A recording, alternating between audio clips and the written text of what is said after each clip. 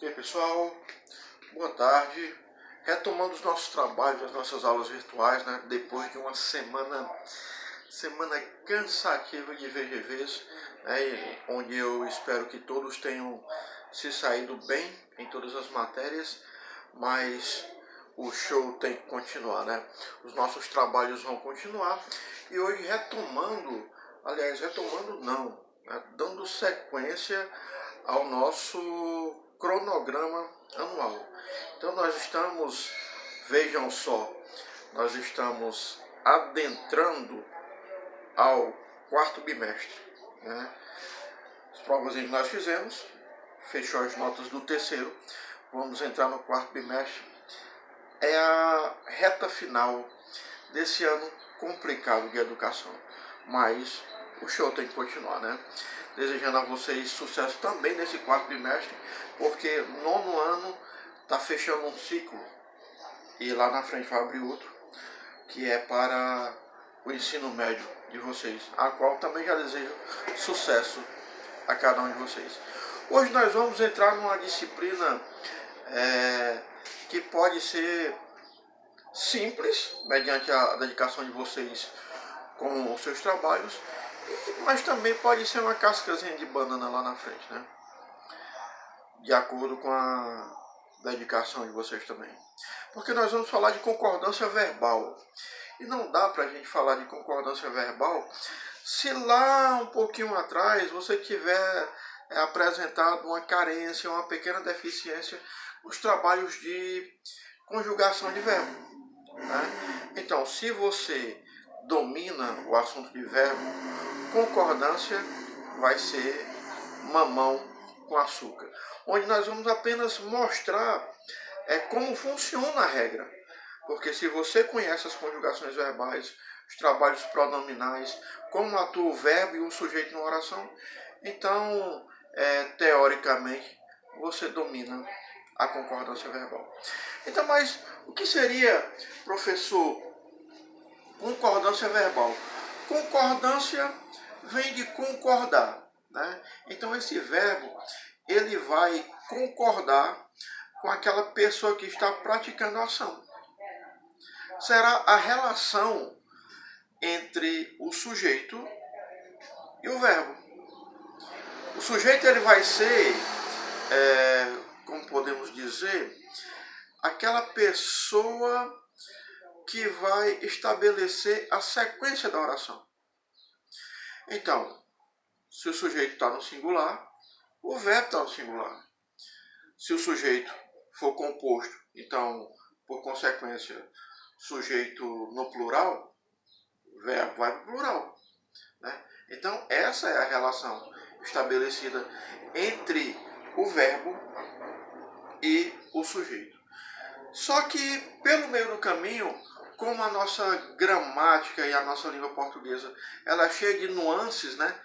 Altos e baixos, né? Às vezes aparecem aí umas pegadinhas no meio do caminho, que são as cascas de banana que a gente está falando, que a gente vai tentar tirar do caminho de vocês. Então vamos lá. O que é que vai dizer a concordância verbal? Primeira regra. Primeira regra, que não é regra coisa nenhuma, é questão de lógica, né? Se o sujeito for simples, não importa onde ele vai estar na oração, o verbo vai concordar com ele. Então, puxando aí na memória de você, porque é um sujeito simples. Sujeito simples, quando apenas um elemento da oração pratica a ação. Se é só um, sujeito simples. Pronto, ponto, né? Agora, ele pode estar no início da frase, ele pode estar no final da frase, ele pode estar no meio da frase. Se só tem ele praticando essa ação, obrigatoriamente o verbo vai concordar com ele. Então, observando aqui, João canta bem. Gente, oraçãozinha de quarto, quinto ano. Para quê? Só para a gente reforçar essa aplicação dessa regra, né? Para vocês terem noção de como é que isso funciona, né? Então, João canta bem. Sujeito, verbo,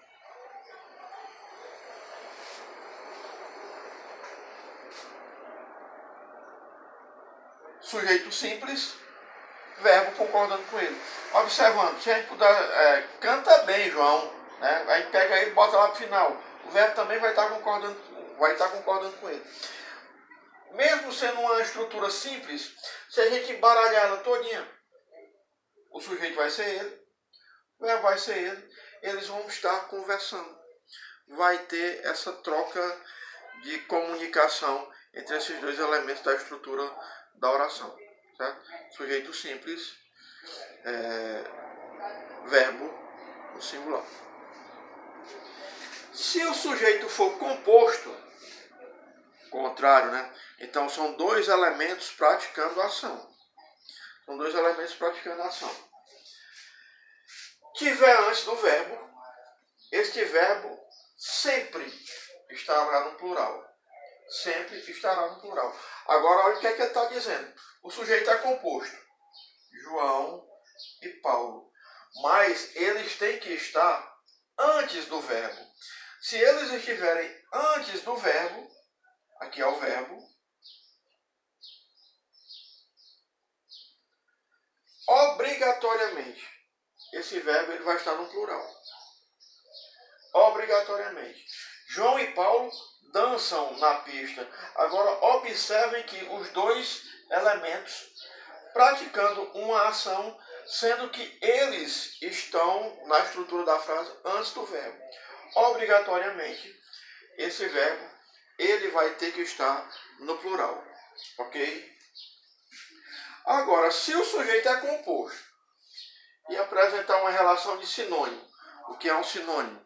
Eles têm um sentido praticamente parecido, quase que idênticos, né?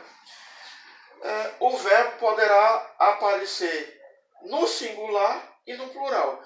Então essa regra mostra que o verbo ele vai poder variar, né? A tranquilidade e a quietude. Então, tranquilidade é aquela coisa calma. Quietude também é uma coisa calma, né? Então está dizendo que a tranquilidade e a quietude assombram-me. Por que assombram-me? Porque a primeira regra lá diz que se o sujeito for composto, o verbo vai estar no plural. Então aqui eu cumpro a regra. Mas aqui nessa terceira regra está dizendo que se o sujeito composto tiverem um sentido parecido, né, sinônimo, o verbo também vai poder aparecer no singular.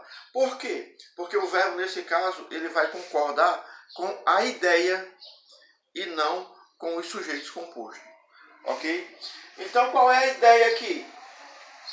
Vamos dizer que é uma ideia de paz, né? Tranquilidade, quietude gera uma paz. Então, seria como se eu dissesse, a paz assombra-me.